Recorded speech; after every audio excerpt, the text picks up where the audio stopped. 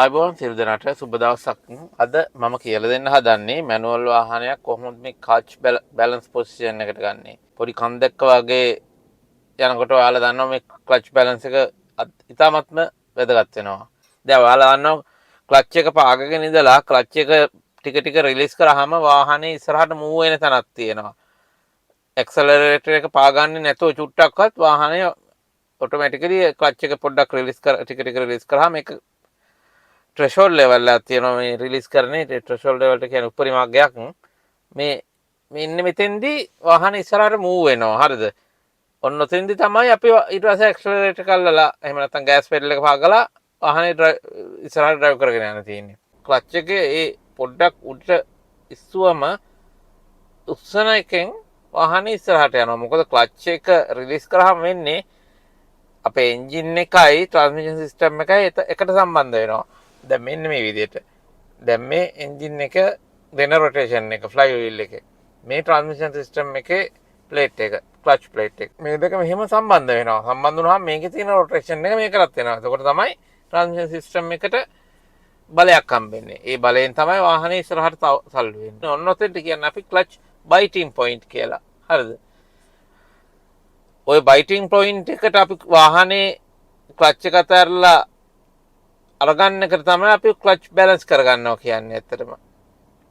මොකද එතකොට මේ බයිටිං පොයින්ට් එකට ආපුහම වාහනේ මගෙන් ඉස්සරහට තල්ලුවක් දෙනවා. එතකොට වාහනේ පිටිපස්සට එන්නේ නැහැ. ඉතින් අර වගේ කඳු බෑවමක් වගේ සෙට් වෙච්ච වෙලාවක ඔන්න ඔය ක්ලච් බයිටිං පොයින්ට් එකට වෙනකම් පොඩ්ඩක් ක්ලච් එක උස්සලා ඊට පස්සේ බ්‍රේක් එකකින් කකුල අතහැරලා ඇක්සලරේටර් කකුල තියුවම තමයි වාහනේ ඉස්සරහට මූව් වෙන්නේ. හරිද? දැන් අපි හිතමු කඳු පල්ලමක ඉන්නකොට ඔයා වාහනේ නතර කරලා තිබිලා බ්‍රේක් එක අතහැරියොත් වාහනේ පිටිපස්සට එනවා. හරිද? ඉතින් බ්‍රේක් එක අතරින්න වෙනවනේ අපිට දකුණු කකුලෙන් ඇක්සලරේටර් පාගන්න. ඉතින් ඒ දකුණු කකුලෙන් බ්‍රේක් එකේ ඉඳලා ඇක්සලරේටර් එක යන ටිකට වාහනේ පිටිපස්සට එන්න බලනවා. ওই වෙලාවට කරන් තියෙන ක්ලච් එක ටික ටික අතහැරගෙන උඩට එනකොට වාහනේ ඉස්සරහට ටිකක් මූව් වෙන්න හදන තැන. ඔන්න ඔය පොසිෂන් එකට අරගත්තන් පස්සේ වාහනේ මගෙන් ඉස්සරහට සල්ලුවක් දෙනවා මේ ක්ලච් එක අතහැරගෙන නිසා.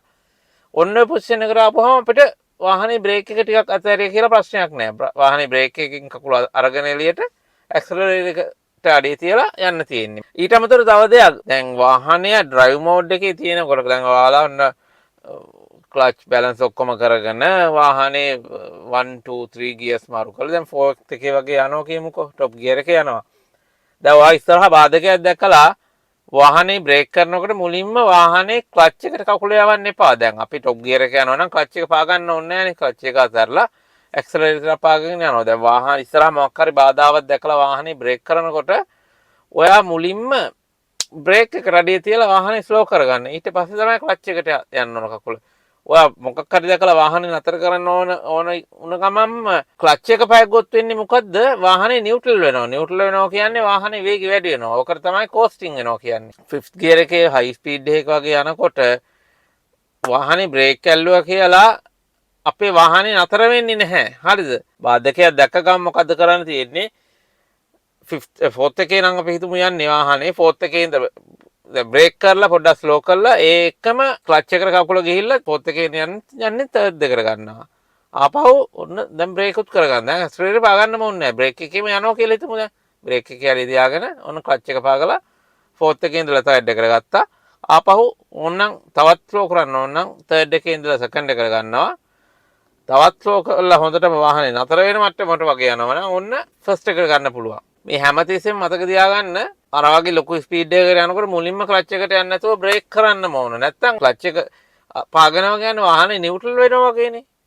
වාහනේ ගියර් එකත් එක්ක ට්‍රාන්ස්මිෂන් සිස්ටම් එකේ කිසිම සම්බන්ධයක් වෙන්නේ නැහැ. මේක ලොකු වැරද්දක් හැමෝම කරන. ඉතාමත් අවදානමක්.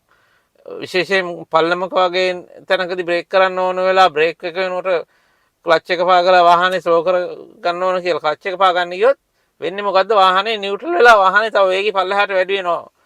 කඳු බෑවුමක් නිසා. ඔය වැරද්ද කරන්න තියන්න එපා.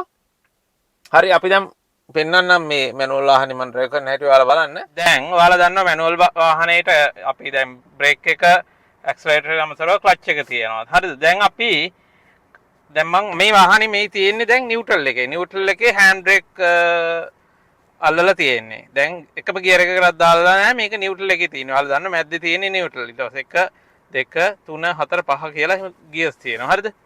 දැන් ඔන්න මම ක්ලච් එක පාගනවා. මුලින්ම මෙහෙම තීදි ක්ලච් එක පාගලා මම ඔන්න ෆස්ට් එකට දානවා. හරිද?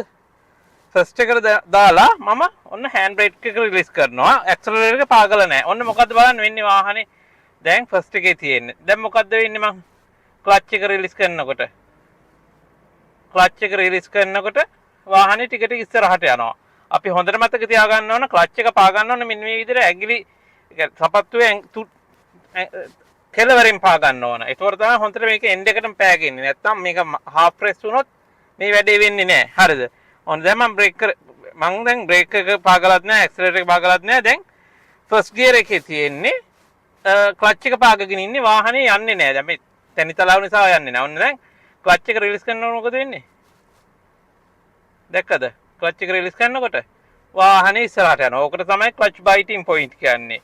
ඒ බයිටින් පොයින්ට් එකේදී අපි ඉස්සරහට යනවා. දැන් අපිට කඳු බෑවුමක් වගේ ඉන්නකොට අපිට වාහනේ පිටිපස්සට එන්නේ නැතුව ඉස්සරහට යනවා නම් කරන්න තියෙන ඕන ඕක තමයි. දැන් අන්න බලන්න. ඔන්න තෙන්ට ගිහිල්ලා ඊට පස්සේ හරිද? ඊට පස්සේ තමයි මට ඇක්සලරේටර් පාගන්න තියෙන්නේ. දැන් ඔන්න බලන්න. දැන් ඇක්සලරේටර් පාගලා යනවා. දැන් ක්ලච් එක අතහැරිය කියලා පස්සේ යන්නේ නැහැ. දැන් ආපහු නතර කරනවා නම් මුලින්ම බ්‍රේක් එකට අඩිය ගිහිල්ලා ඊට පස්සේ ක්ලච් එක ප්‍රෙස් කර ගන්න ඕන. බ්‍රේක් කරලා වාහනේ ස්ලෝ කරගෙන ක්ලච් එක පා ගන්න ඕන. එතකොට තමයි වාහනේ ස්ටොප් වෙන්නේ. හරිද? දැන් කාට හරි ප්‍රශ්නයක් තියෙනවා නම් ක්ලච් බැලන්ස් එකේදී මුලින්ම කරන් තියෙන්නේ ඔය ස්ටෙප් එක තමයි. වාහනේ ෆස්ට් ගියර් එක දාලා හෑන්ඩ් බ්‍රේක් රිලීස් කරලා දැන් මේ ක්ලච් එක අතාරින්න ඕන බලන්න. අතාරියාම ඉස්සරහට යනවා. ආපහු ප්‍රෙස් කරාම නතර වෙනවා වාහනේ. නිකම්ම නතර වෙනවා. ආපහු ඉස්සරහට යනවා. දැක්කද? දැන් මම තව පොඩි දෙයක් කියලා දෙන්නම්. මම ආපහු වාහනේ නියුට්‍රල් කරනවා. නියුට්‍රල් කළා. දැන් ක්ලච් එක පාගනකොට ඔයාලා මෙන්න මේ විදිහට පාගන්න එපා. මෙන්න මේ විදිහට පාගන්න. දැන් මෙහෙම පෑගුවාම මේ ක්ලච් එක හරියටම ප්‍රෙස් වෙන්නේ නැති වෙන්න පුළුවන්. දැන් මේ අන්ට එන්ඩ් එකටම ප්‍රෙස් වෙන්නේ මෙන්න මේ විදිහට පාගුවාම තමයි. හරිද? දැන් ඔන්න ආපහු මම සස්ට් එකට දාලා ඔන්න බලන්න. ක්ලච් එක ඇතරියාම වාහන ඉස්සරහට යනවා. හරිද? දැන් අපි ඉස්සරහට යන දැන් ඔන්න මම යන ෆස්ට් එකේ. ඔන්න සෙකන්ඩ් එකට දැම්මා. හරිද? ඔන්න දැන් සෙකන්ඩ් එකේ යන්නේ.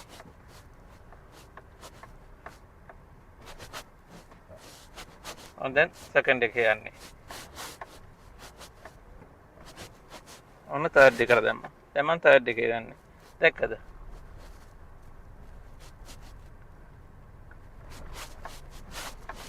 මම මේ අපේ ඔෆිස් එක ඇතුලේ පදින්න මොකද මට මැනුවල් වාහන ඩ්‍රයිවිං ලයිසන් නැහැ ඔටෝ විතරයි තියෙන්නේ. හරිද? දැන් දැකලා වාහනේ පොඩ මේ වෙන්න ගත්තා. මම ඒ නිසා ටක් ගාලා සෙකන්ඩ් එකට ගත්තා. නැත්තම් වාහනේ නතර වෙනවා. හරිද? දැන් සෙකන්ඩ් එකේ යනවා.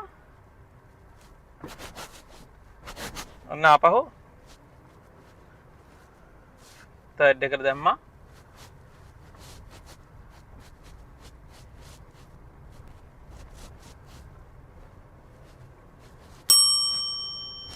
මම ආයි සෙකන්ඩ් එකට ආවා. මොකද මේ ස්ලෝ ස්පීඩ් එකෙන් යනකොට අපිට යන්න බෑ තර්ඩ් එක වගේ টොප් ගියර් එකක. හරිද? ඔන්න ඔතන තමයි අපි දැනගන්න ඕන.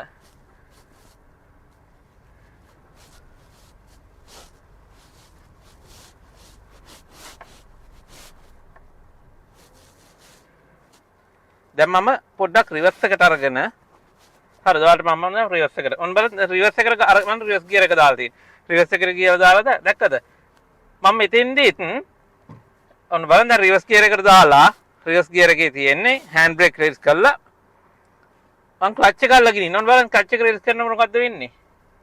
දැක්කද? වාහනේ පස්සට යනවා. දැන් අපි වාහනේ වාට රිවර්ස් කරගන්න ඕන නම් කොතනදී හරි රිවර්ස් කරන්න මේ ඇක්සලරේටර් පා ගන්නම ඕනේ නැහැ. වා රිවර්ස් ගියර් එකට දාලා ක්ලච් එක රිලීස් කරාම වාහනේ පිටිපස්සට එනවා. දැක්කද?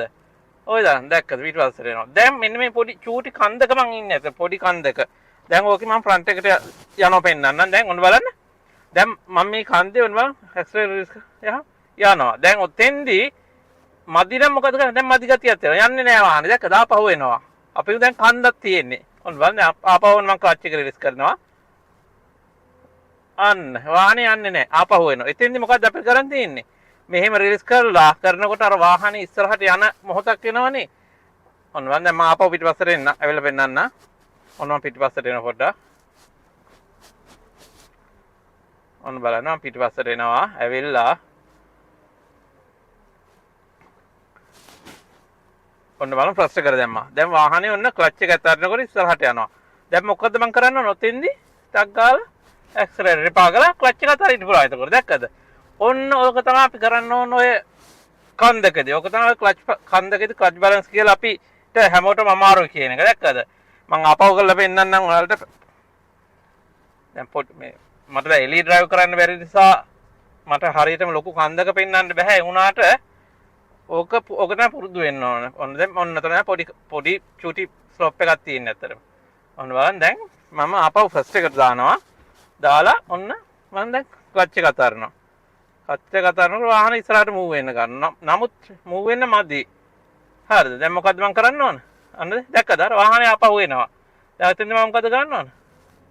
ක්ලච් එක අතාරින ගමන් ඇක්සලරේටර් අල්ලනවා. ඔන්න ඕක තමයි ඔය කන්දකදී ඔයාලා කරන්න ඕන. හරිද? කන්දකදී ක්ලච් එක ප්‍රාගලා ක්ලච් එක පොඩ්ඩක් රිලීස් කරගෙන යනකොට වාහනේ බයිටින් පොයින්ට් එකට එනවා. වාහනේ ඉස්සරහට මූව් වෙන තැනදී ඇක්සලරේටර් එකක් ගලපා ගන්න තියෙනවා. ඕක තමයි ක්ලච් බැලන්ස් එක කියන එක. අමාරුයි කියලා හැමෝම හිතන එක. ඕක තමයි ක්ලච් බැලන්ස් එක. හරිද? ඉතින් ඕක මං හිතනවා තේරුණා කියලා ඔයාලට. ඉතින් මාර අරක මතක තියාගෙන ක්ලච් එක හැමතිස්සෙම එන්ඩ් එකටම පා ගන්න ඕන ඔන්න ඔය ගානට. ඊට පස්සේ මේ වගේ රිලීස් කරනකොට තමයි වාහනේ මූව් වෙන්නේ. ක්ලච් එක මේ විදිහට පා ගන්න යන්න එපා. එතකොට ඔයාලට අමාරුයි. පේනවනේ? ඒක අපහසුයි. ඒ නිසා මෙන්න මේ විදිහට ක්ලච් එක පා ගන්න ඕන. හරිද? හරි අපි ආයෙ හැමෝම තවත් වැදගත් වීඩියෝ එකකින් මං හිතනවා හැමෝටම මේක තේරෙන්නේ නැති කියලා හොඳට සුබ දවසක් සියලු දෙනාට.